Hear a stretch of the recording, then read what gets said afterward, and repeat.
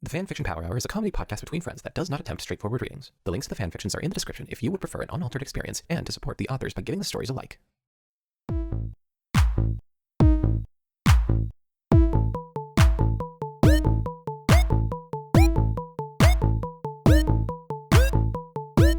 Hello, everybody.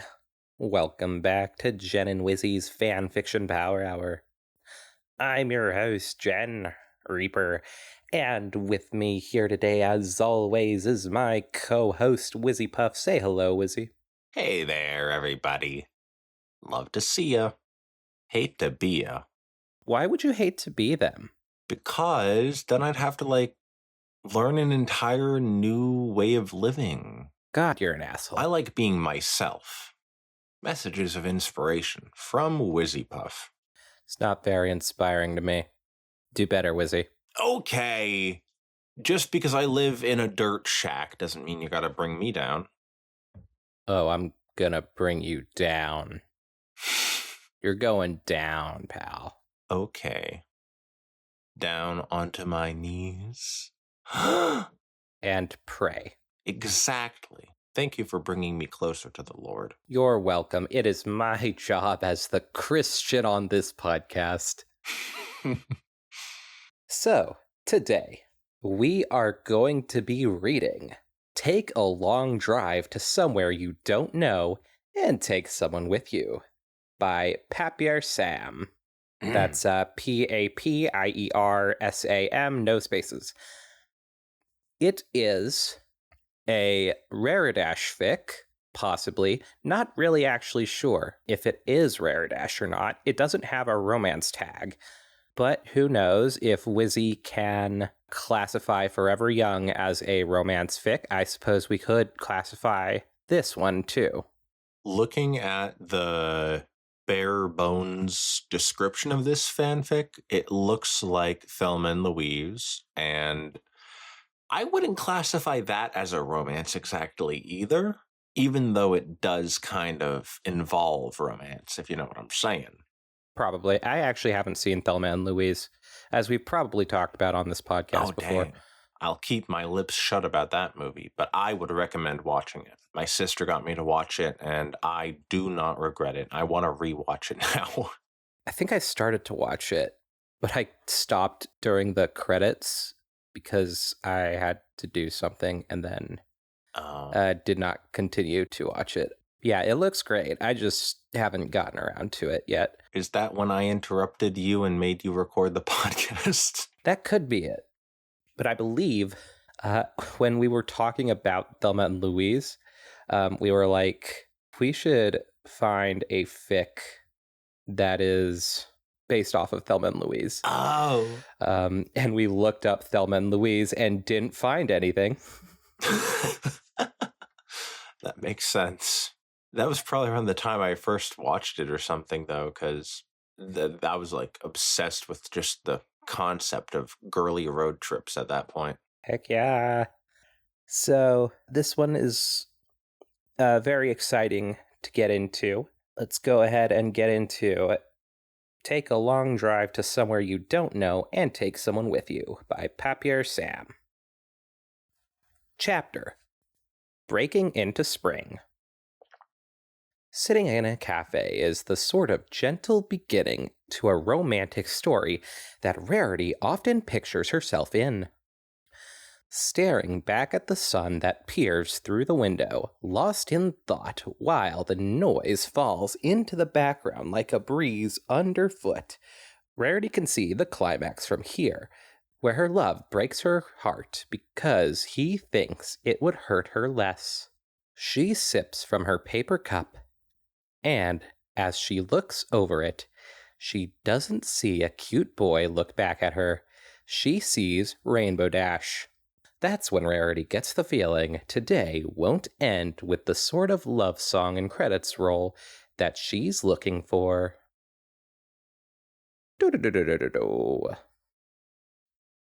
This car is as fake as you. Well, yeah, we're both cheaper that way. Rainbow reasons. She pats the ceiling of the car. Right, Callie? The car, of course, doesn't answer. Rarity does. Unlike the Tree of Harmony in the last episode. Well, you said it, not moi. Hey, man, do you really think you're one to talk? Aren't you, like, the queen of fake? Rarity scoffs at that so fast she chokes on the air that glides in through the half-rolled window.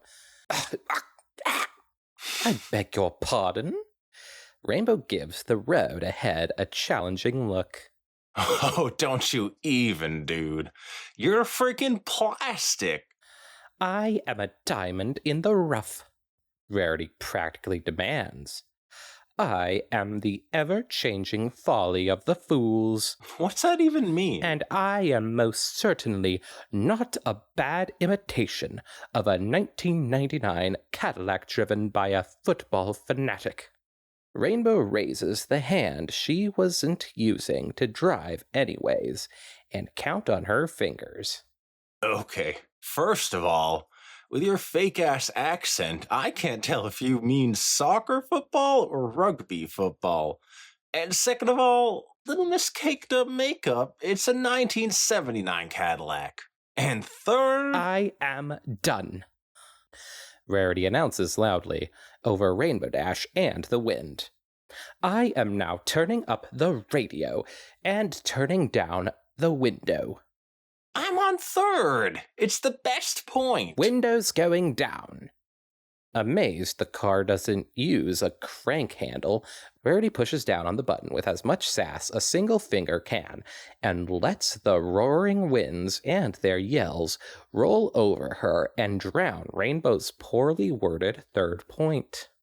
So, the assumption that she'd use a crank handle is she's assuming she's, like, poor, right? It's an old car. Okay, that's fair, yeah. I've only had one car with a crank handle. I just felt like the amazed it doesn't use a crank handle just sounds like she's assuming that it is like a cheap car, but yeah, that makes sense, actually. She announces her next move. Now turning the radio on, something I'm certain you will hate. And does so, as Rainbow takes the liberty to crank the volume until they don't know if the highway winds are louder or the weird EDM track. Weird EDM track? Is this vinyl? Maybe. I felt like I wanted to burn vinyl for no reason. Rarity shuffles through the stations until an inoffensive acoustic track plays. She humps at Rainbow once, though she's not sure it's heard, and stares out the window. So, basically, she's back to where she was this morning, except that instead of sipping tea, she's drinking vitamin water bought from a gas station, and that's not fresh ground coffee. It's a scent so plain it's nothing at all, and this isn't the beginning of a pleasant rom-com. It's the climbing action in a poor B-grade adaptation of a YA book series. 3 hours and over 100 miles later, and nothing has happened yet. Which cements the entire poor B-grade movie adaptation of a book theme. Well, that's a bit unfair. They did stop by that gas station after Rarity complained, and left soon after she complained more. Let me complain, dear. Ooh! Aw, man. She's really just getting pegged as the nag character, isn't she? That's because she is. Nah, that's fair. Someone has to be, though, right? Yeah. And it's Rarity. Rarity has her place. Let's go, Rarity. Also, everybody, go listen to the episode with Let Me Complain, Dear by Ouroboros. Ouroboro? So good. Man, I just love anytime we do Pride Month. So Yeah. excited this year. Ooh, that's like next month. Wow, okay. Just realizing how late in the year we are. Jesus. Yeah, I freaking hate how short the beginning of the year feels. It's ridiculous. Yeah. But Rainbow did pay for the aviators Rarity's wearing now, and for the snacks that are now crumbs between the seats. But why? Rarity finishes out loud, When Rainbow doesn't answer, she looks over and asks again louder, "Why all this?"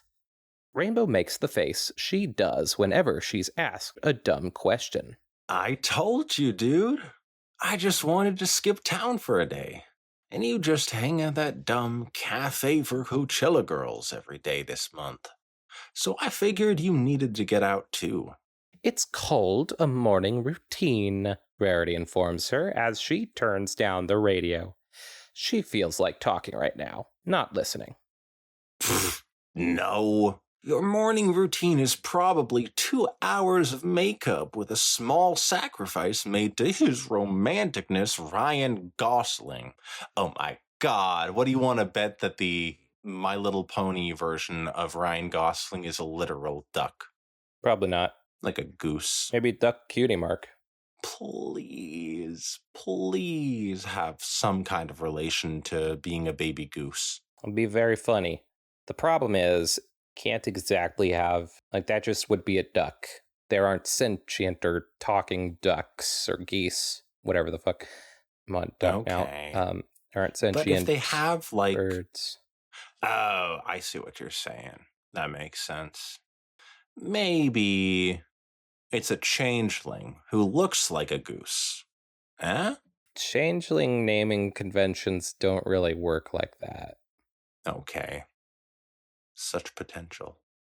Rainbow smirks at her own joke, but Rarity takes it as a sacrilegious affront on a very good idea. But yeah, I'll be straight with you. And gay to everybody else. Hey! Oh my god.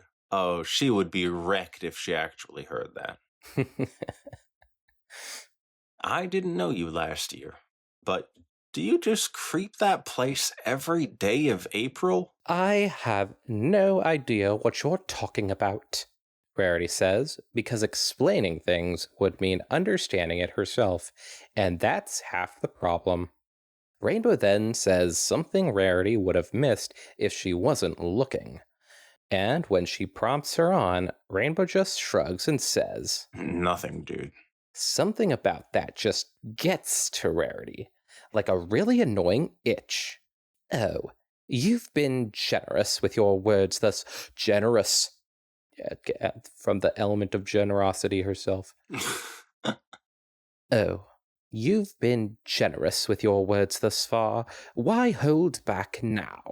I just said it's probably some weird chick therapy thing or something.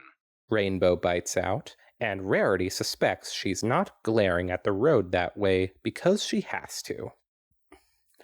I don't see why you're suddenly angry at moi, but I think you should calm down. I don't want you to start road raging in a car that just might fall apart for no apparent reason. I'm not raging, man. You're shouting.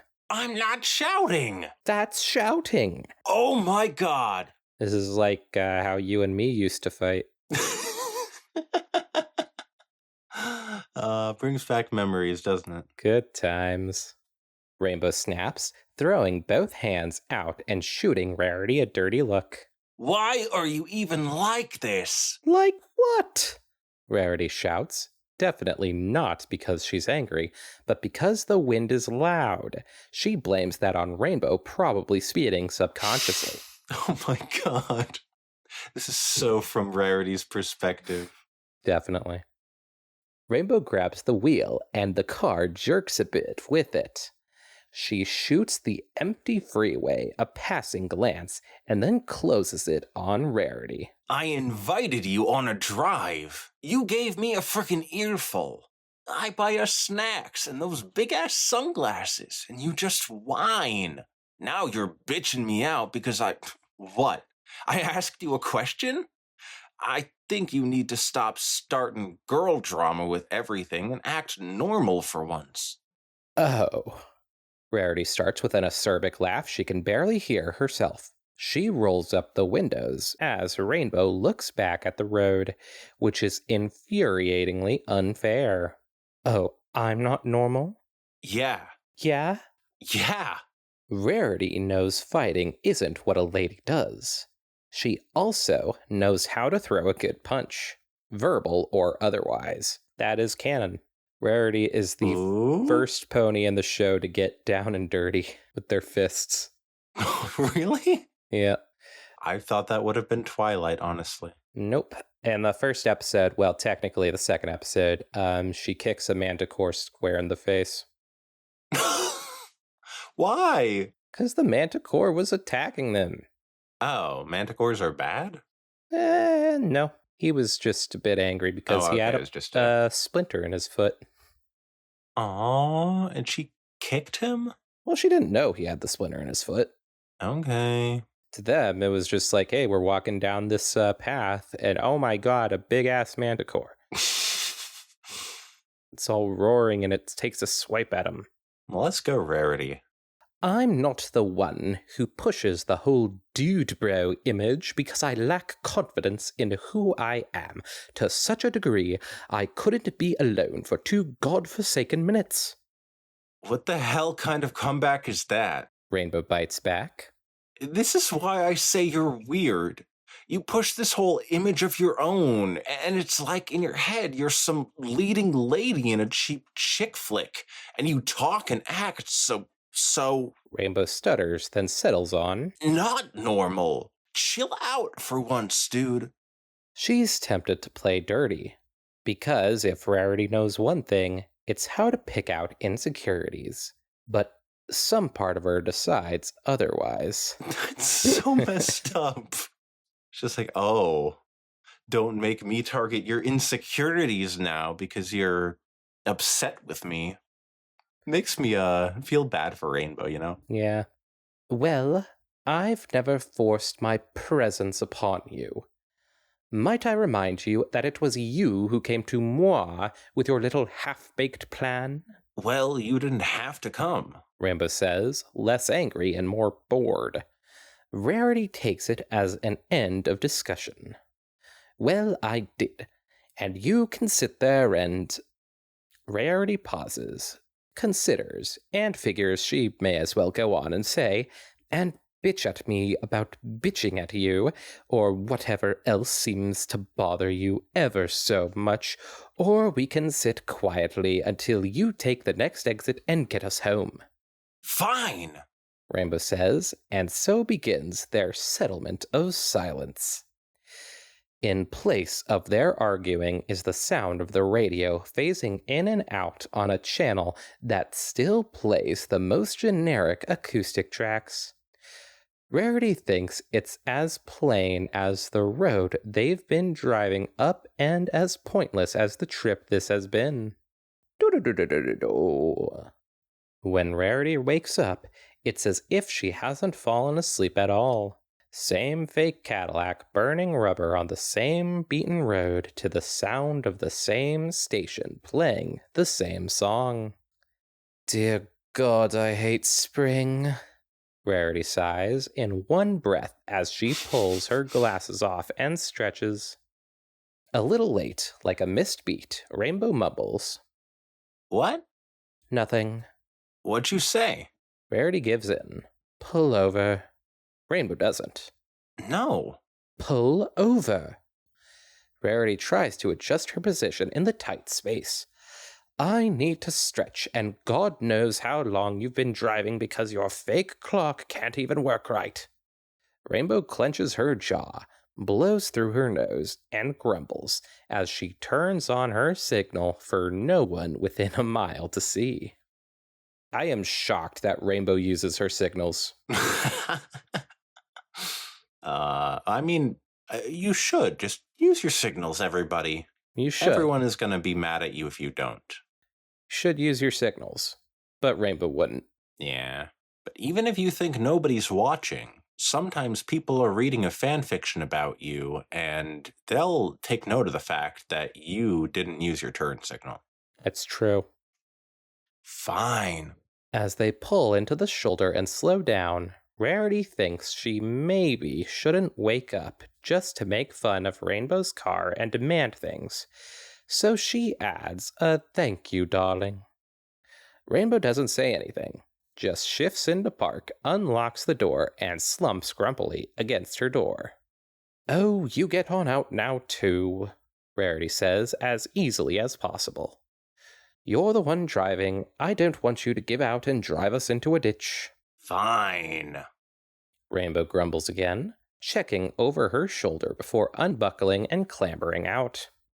Rarity steps carefully out, avoiding any stray glass on the ground, and walks a few steps away and over the short metal rail onto the stretch of pebble and dirt. She takes her time to stretch out her sore bones and breathe in fresh air.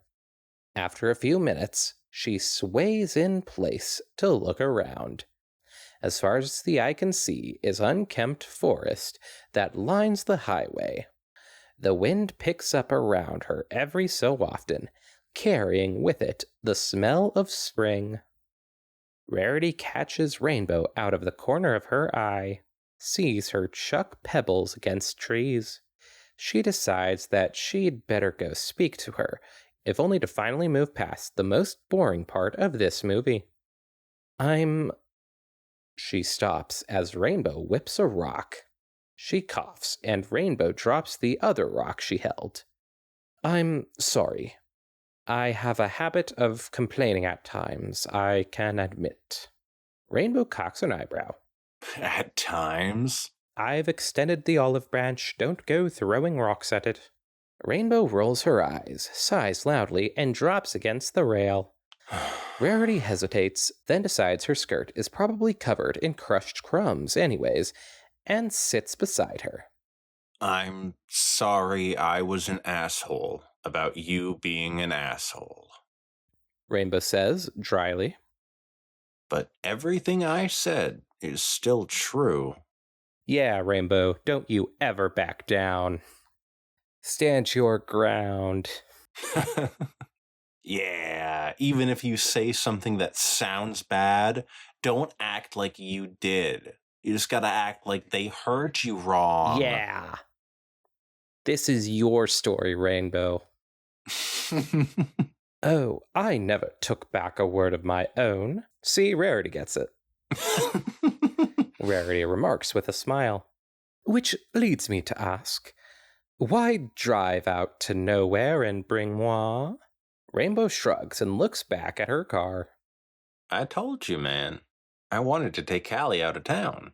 And, you're the only one who'd just up and hop on board with something like this. Is she? That's kind of what I was thinking. I feel like Pinkie Pie is my first option. Maybe even Fluttershy before Rarity. Actually, I don't know about Pinkie Pie, definitely. I don't know about Fluttershy. Yeah. Applejack would 100% be my first choice to want to be on a trip with, but I feel like Pinkie Pie would say yes sooner than Applejack. Yeah, Applejack would probably be busy. I don't think Twilight would. I don't think Fluttershy would. Is that all of them? Pinkie Pie definitely would, but I also think that Pinkie Pie might just be the worst one to take. She is just that kind of hyper.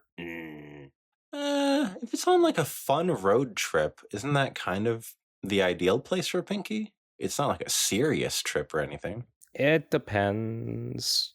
I don't know. I just don't want to be cramped up in a small space with Pinkie Pie for too long. That's true. Maybe if she's driving, then I can maybe catch some Z's while she's going on. She would definitely just talk and talk and talk and talk when driving. And I don't think Sunset exists in this world. Or, well, if she does, I don't think this is Equestria Girls. I think this is just human. Generic human main six, so. Sunset and Fluttershy. That's who I'd pick for Thelma and Louise, actually. That's a curious choice. Maybe Rainbow and Fluttershy, but Sunset and Fluttershy seems really good. I've never really thought about, Sunset Fluttershy pairing there, but yeah, I'd be down for it. Kind of feel like Fluttershy could go with any of them. Yeah, I guess. I'll figure that one out later. Rarity takes it as a compliment. You could have gone alone, saves you the arguing. With a wry grin, Rainbow turns back to Rarity. Could have, but I don't know. The others were all talking about how it was April and you get all gloomy and that. Thought I'd do us both a favor. You really can't stand to be alone, Rarity comments. If it bothers Rainbow, she avoids it. And you really can't stand, like, spring solstice? The sun? I still don't get it. And so comes the monologue, Rarity thinks. And though she really isn't in the mood for it, she goes for it anyways. It's not like that. I don't dislike spring. I just get stuck whenever it comes around. She frowns. I get stuck in a mood I can't get out of, I suppose. Rainbow peers at her curiously.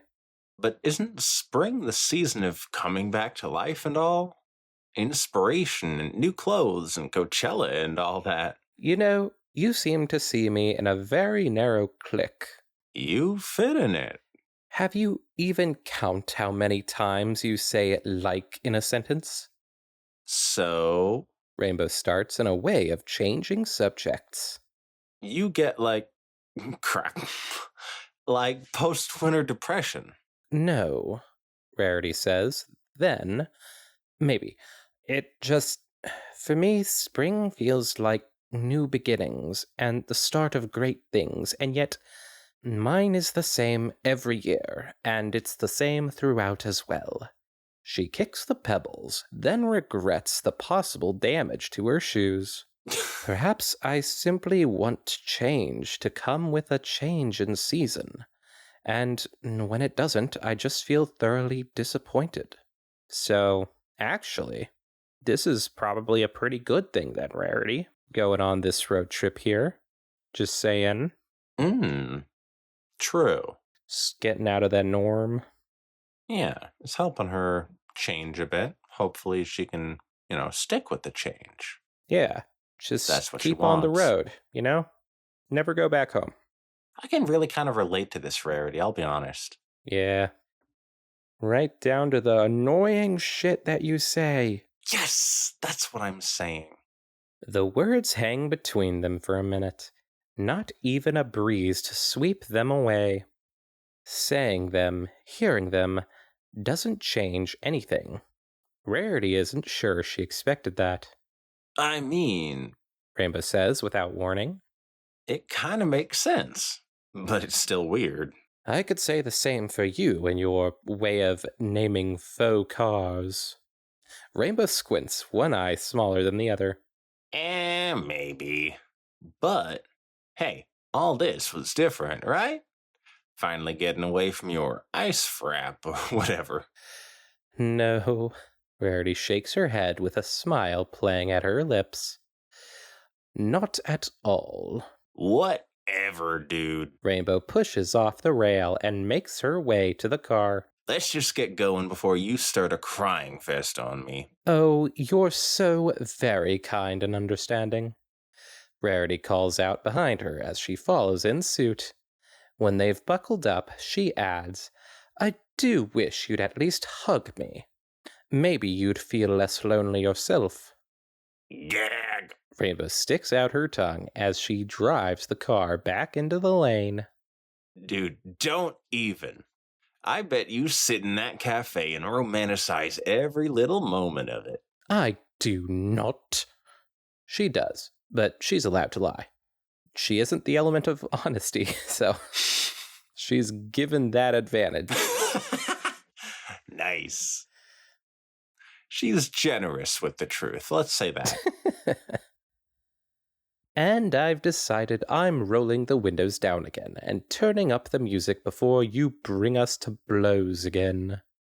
Without waiting for Rainbow's response, Rarity pushes the button and slips on her aviators in one deft motion. Rainbow takes the hint and pumps up the volume. So that afternoon doesn't have Rarity with her legs up on the dash while the wind dances in her hair and the radio plays a song with lyrics she doesn't know but a melody she can't forget. But it does have her out of her depth, which is more than she can say for most April days. You know what? Rainbow shouts over the radio fuzz. Spring is dumb anyways. It can't decide between rain and snow and sun. Kinda like you. Love you too, darling. Rarity says, reaching a hand out to touch the fake roof. Love you too. Author's note.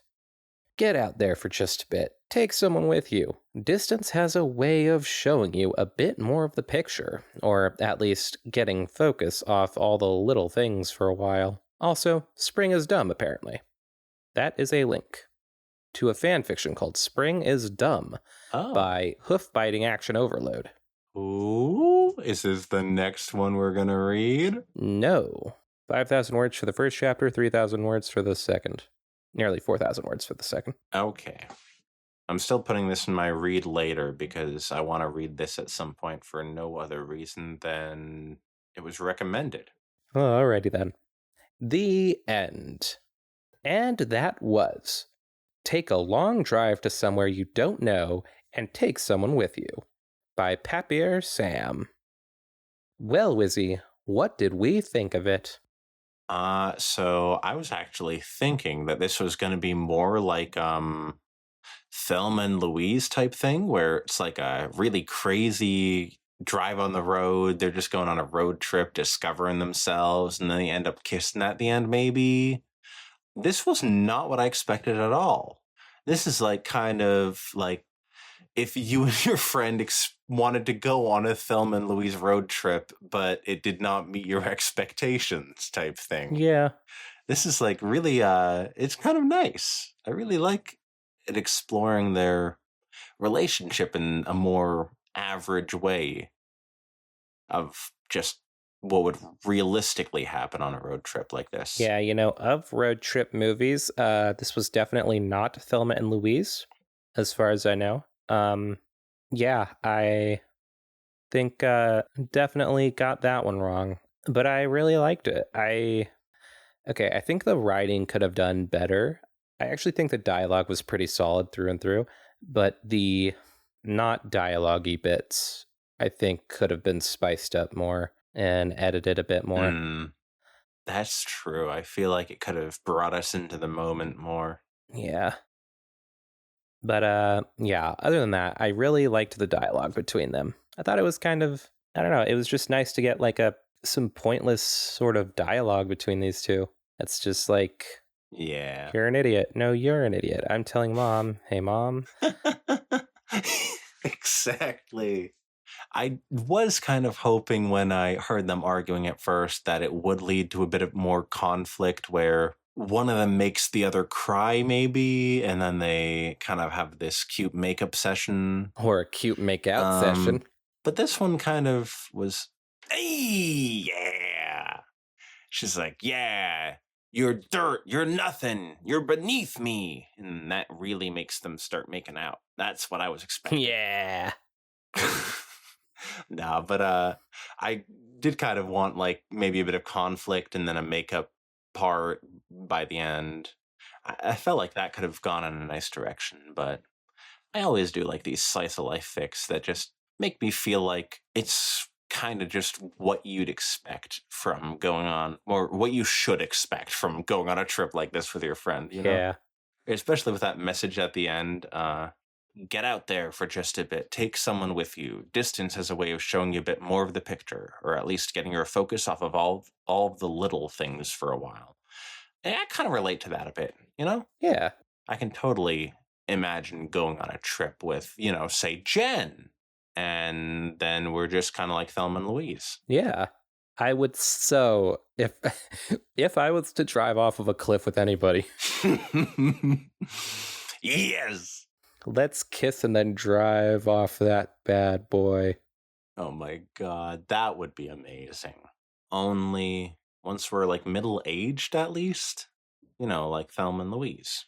Right. I really like the pic that it has. Oh, I guess it is Equestria Girls. Look at that.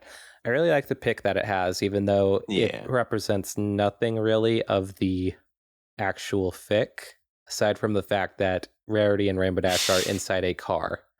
Yeah. But it is a car without a hood. Rarity is the one driving. Oh, and she has aviators. Look at that. Did they actually mention that it had a hood? I believe it mentions the top of the car.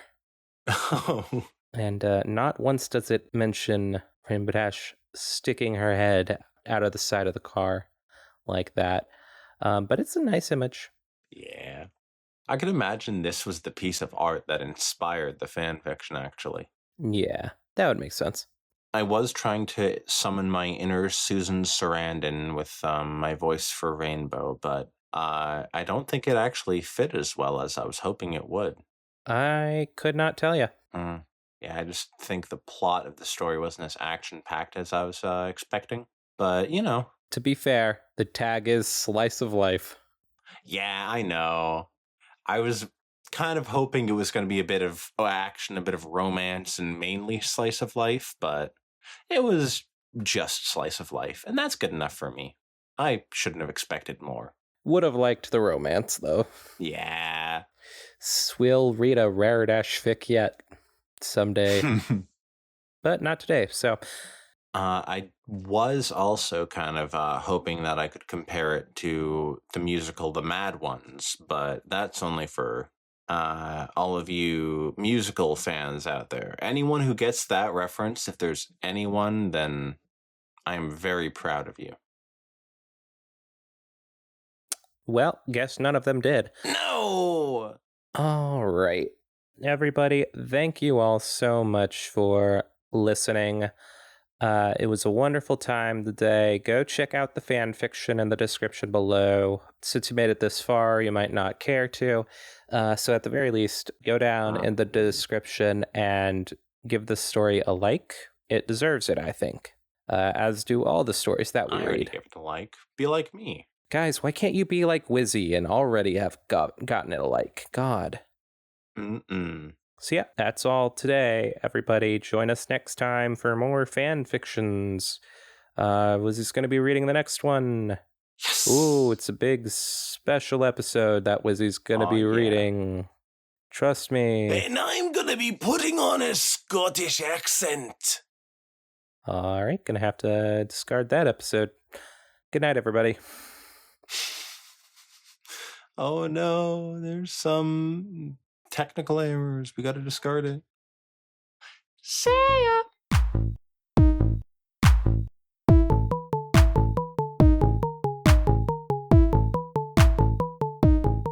Hello, loves. It's Rarity.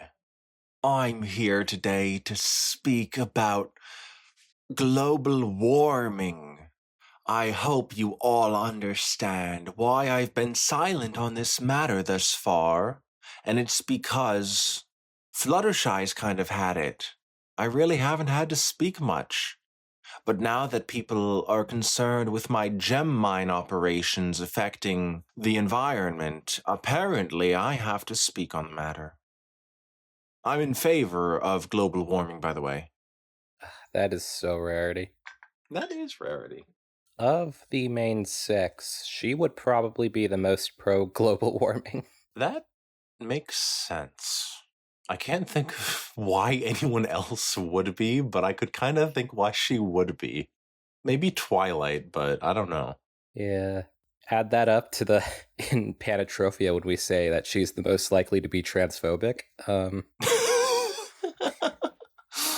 Rarity is just the most problematic. That is just her character, I guess. Man, I want to watch the show to see if she is as problematic as I imagine her being. In the first few seasons, perhaps. Oh, she's got her problems. Nice. We love a problematic queen, after all. Yes, Queen Slay.